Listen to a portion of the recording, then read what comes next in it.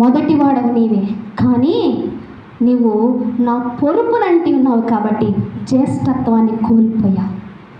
అది ఎవరికి ఇవ్వబడింది? మనష్షే ఎఫ్రాయిమీల గోత్రానికి ఇవ్వబడింది. యోసేపు గోత్రానికి ఇవ్వబడింది. ప్రియ దేవుని బిడ్డలారా, ఈ రోజున దేవుడు నీతో మాట్లాడుతూ ఉండగానే, దేవుడు నేను దర్శిస్తూ ఉండగానే, దేవుడు నిన్ను ప్రేరేపిస్తూ ఉండగానే నీ జీవితాన్ని దేవుని చేతులకు అప్పగిస్తే నువ్వు ధన్యుడువు, నువ్వు ధన్యురాలివి.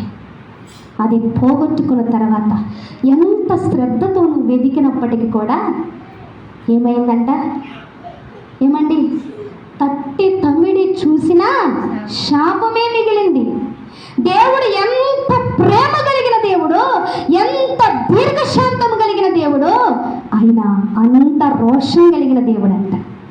ఎంత దీర్ఘశాంతం కలిగి నేను సహించుకుంటున్నాడో, అయినను నీవు తృణీకరించి నాకు వద్దు అని చెప్పి వదిలేసుకుని వెళ్తే ఆయన కోపాగ్ని రగులుకుంటే, ఆయన కోపము మన మీద మండుకుంటే నిమిషం కూడా సహించలే, భరించలే. ప్రియ దేవుని బిడ్డ, ఆ తల్లి అలా బాధపడతా ఉంటే నాకు అనిపించింది, ప్రభువా నాకు అర్థమైంది తను ఎంత ఆపదలో పడిపోయిందో అర్థమైపోయింది. అంటే గ్రహింపు లేదు, ఆలోచన లేదు, జ్ఞానము లేదు, ఆత్మీయులే కొన్నిసార్లు చతికిల పడిపోయేటువంటి పరిస్థితి, ఆత్మీయులమే కొన్నిసార్లు జతగాని మందులో ఉండేటువంటి పరిస్థితి. గ్రహింపు ఉండదు ప్రియ దేవుని బిడ్డలారా.